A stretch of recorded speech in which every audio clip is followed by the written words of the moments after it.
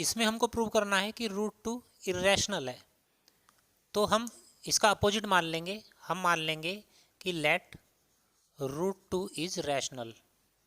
ठीक है, हमको प्रूव करना था इरेशनल, बट हम मान लेंगे कि रूट टू रैशनल है। और ऐसा मानने के बाद फिर कुछ कॉन्ट्राडिक्शन ऐसा पैदा होगा, कुछ कॉन्ट्राडिक्शन क्रिएट होगा कि जिसकी वजह से उस कॉन्ट्राडिक्शन को अवॉइड करने के लिए हमें कहना होगा कि रूट टू रैशनल नहीं हो सकता, क्योंकि रैशनल मानने से तो कॉन्ट्राडिक्शन क्रिएट हो रहा है। कॉन्ट्राडिक्शन का मतलब है कि कुछ दो चीज़ें ऐसी हो रही होंगी जो एक साथ होना पॉसिबल नहीं है।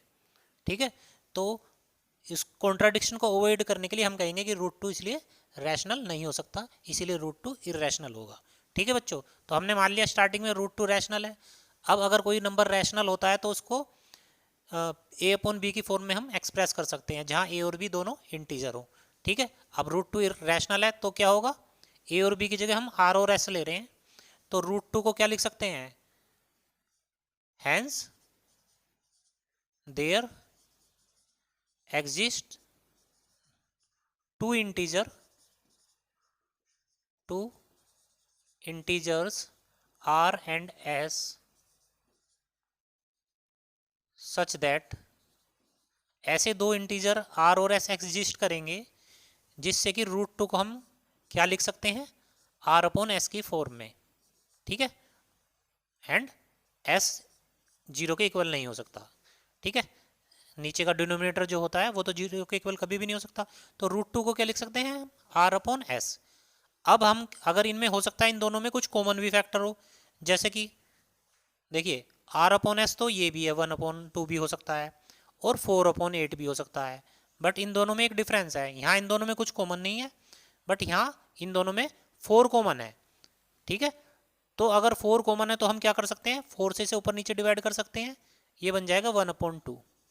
सपोज करो कहीं पे लिखा हुआ है 6/10, तो इन दोनों में क्या कॉमन है, एक फैक्टर कॉमन है, वो है 2। तो जो भी फैक्टर कॉमन है उससे हम अगर डिवाइड कर दें ऊपर नीचे, 2 3 जा 6, 2 5 जा 10, तो ये बन जाएगा 3/5। यानी कि अगर कुछ कॉमन है तो हम उससे डिवाइड कर दें अगर, तो जो नया नया रेशियो आएगा वो ऐसा आएगा कि उसमें अब कुछ भी कॉमन नहीं बचेगा। ठीक है, तो इसी तरीके से हम अगर यहाँ पर आर और एस में हो सकता है कुछ कॉमन फैक्टर हो, तो हम क्या करेंगे, उस कॉमन फैक्टर से डिवाइड कर देंगे, जैसे यहाँ किया था, यहाँ 4 कॉमन था तो 4 से डिवाइड कर दिया, यहाँ 2 कॉमन था तो 2 से डिवाइड कर दिया। फिर ये जो नया रेशियो आया है इसमें कुछ भी ऊपर नीचे कॉमन नहीं है, तो यहाँ पर 1 और 2 को क्या कहेंगे, ये को प्राइम है। यहाँ पर 3 और 5 को प्राइम है। को प्राइम वो नंबर होते हैं जिसमें कोई भी फैक्टर कॉमन नहीं होता। ठीक है बच्चों, तो हम यहाँ मान लेते हैं कि आर और एस में कुछ कॉमन है, let r and s have some common factor, कुछ कॉमन फैक्टर है इसमें, फैक्टर अदर देन 1, 1 के अलावा कुछ कॉमन है, क्योंकि 1 तो होता ही है सब में कॉमन, बट हम 1 की बात नहीं कर रहे, हम कह रहे हैं 1 के अलावा कुछ कॉमन है, जैसे कि यहाँ 4 था, यहाँ 3 था, कुछ भी हो सकता है। ठीक है, तो क्या कर सकते हैं हम, देन वी कैन डिवाइड, अगर कुछ कॉमन है तो उससे आर और एस को डिवाइड कर दो, जैसे यहाँ 4 कॉमन था तो 4 कॉमन था तो 4 से डिवाइड कर दिया हमने ऊपर नीचे, यहाँ 2 से कर दिया। तो अगर यहाँ पे कुछ कॉमन फैक्टर है तो उस कॉमन फैक्टर से हम डिवाइड कर देंगे। ठीक है, then we can divide r and s by that common factor. ठीक है बच्चों, अब उससे डिवाइड कर देंगे तो क्या बन जाएगा, अगर डिवाइड कर देंगे तो जो नया नया जो रेशियो आएगा उसके दोनों नंबर को प्राइम हो जाएंगे, जैसे यहाँ नया क्या आया था 1 और 2, अब कुछ भी कॉमन नहीं बचा, कहने का मतलब ये है यहाँ भी कुछ भी कॉमन नहीं बचा, क्योंकि जो कॉमन था उससे तो हमने डिवाइड कर दिया। ठीक है, तो अब जब हम can divide r and s by that common factor तो क्या होगा, अब ये जो रूट 2 है ये आर अपॉन एस ना होकर कोई नया रेशियो बन जाएगा, सपोज करो वो ए अपॉन बी है।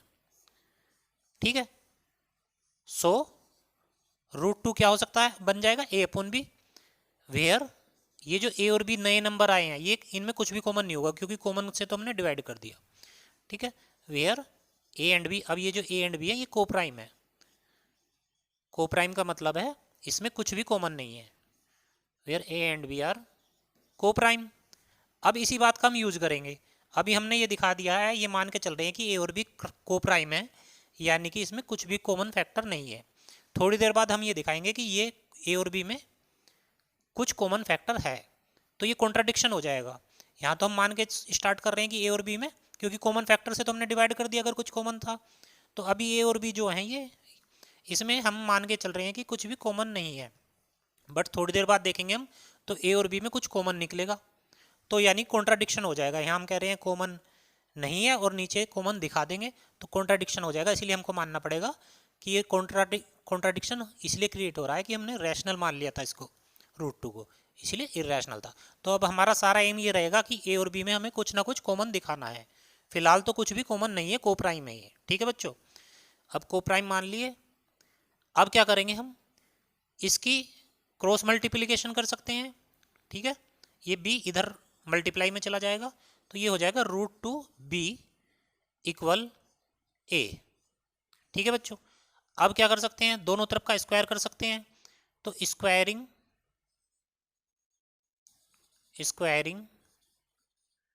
बोथ साइड्स, ये बन जाएगा आपका रूट टू बी का जब स्क्वायर होगा तो ये हो जाएगा टू बी स्क्वायर इक्वल ए का स्क्वायर होगा तो ये हो जाएगा ए स्क्वायर, ठीक है बच्चों। अब मैं इधर कर रहा हूँ,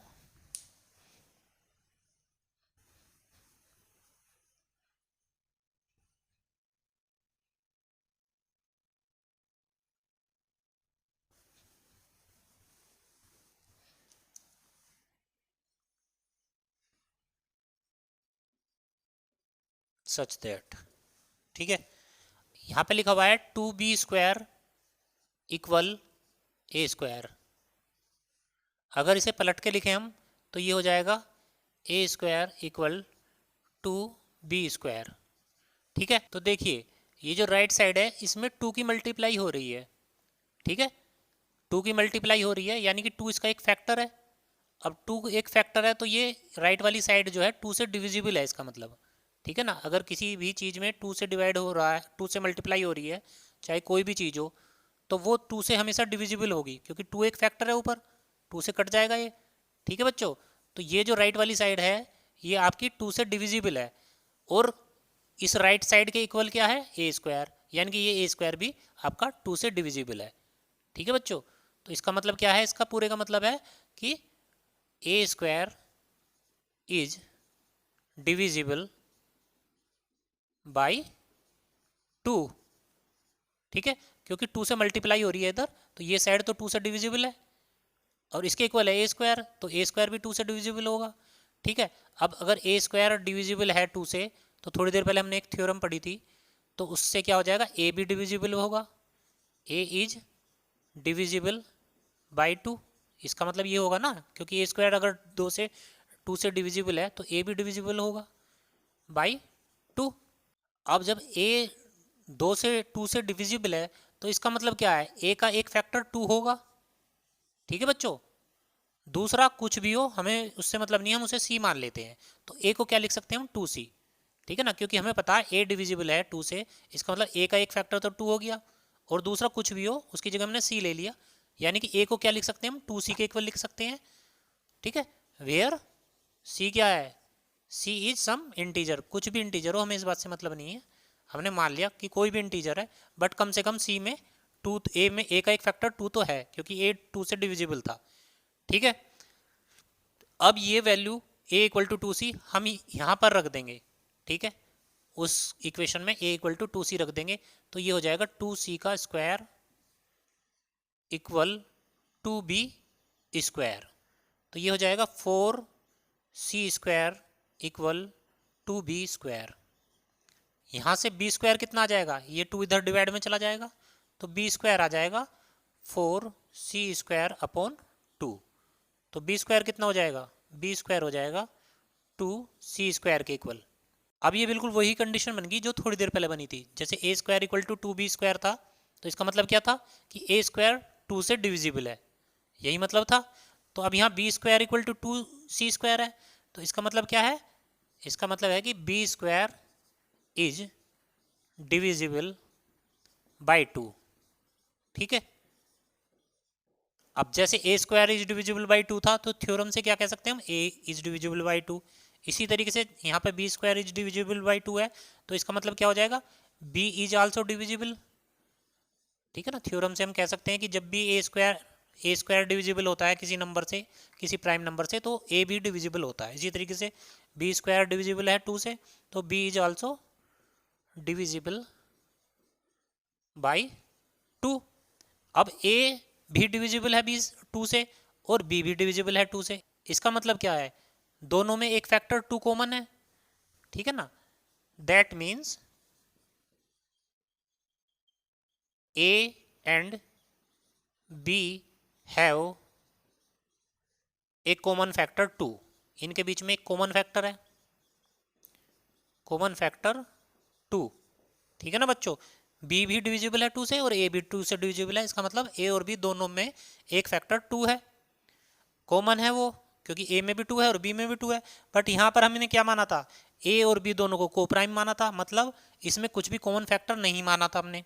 ठीक है, क्योंकि जो कॉमन था वो तो हमने डिवाइड कर दिया था यहाँ पे आर और एस में। यहाँ हमने मान लिया था ए और बी दोनों कोप्राइम है, और यहाँ पर क्या है, एक फैक्टर दोनों में कॉमन है। इसका मतलब क्या है कि that means a and b are not coprime, a and b are not coprime. यहाँ हमने मान लिया था कोप्राइम है, वहाँ हमारा आ रहा है कि ये कोप्राइम नहीं है, तो एक कॉन्ट्राडिक्शन क्रिएट हो गया। तो हम लिख देंगे कि this is a contradiction and this contradiction is created because of our wrong assumption that √2 is rational. ये कॉन्ट्राडिक्शन क्रिएट हुआ है क्योंकि हमने रॉन्ग एजम्पशन लिया था कि √2 रैशनल है, इसीलिए √2 रैशनल नहीं हो सकता, √2 इरेशनल होगा। ठीक है, तो ये हमारा तरीका है करने का कि हम कुछ जो हमको प्रूव करना था उसका अपोजिट लेके चलेंगे। अब अपोजिट लेने की वजह से कुछ कॉन्ट्राडिक्शन क्रिएट होगा, ऐसी दो चीज़ें हो जाएंगी जो एक साथ होना पॉसिबल नहीं है। जैसे यहाँ ए और बी कोप्राइम भी है और नॉट कोप्राइम भी है, तो या तो कोप्राइम होंगे या नॉट कोप्राइम होंगे। ठीक है, दोनों एक साथ नहीं हो सकते, दोनों एक साथ हो रहे हैं तो कॉन्ट्राडिक्शन बन रहा है, और कॉन्ट्राडिक्शन बन रहा है तो यानी कि हमने जो चीज़ स्टार्ट की थी वो गलत मान कर की थी, इसीलिए √2 जो है इरेशनल होगा। ठीक है बच्चों।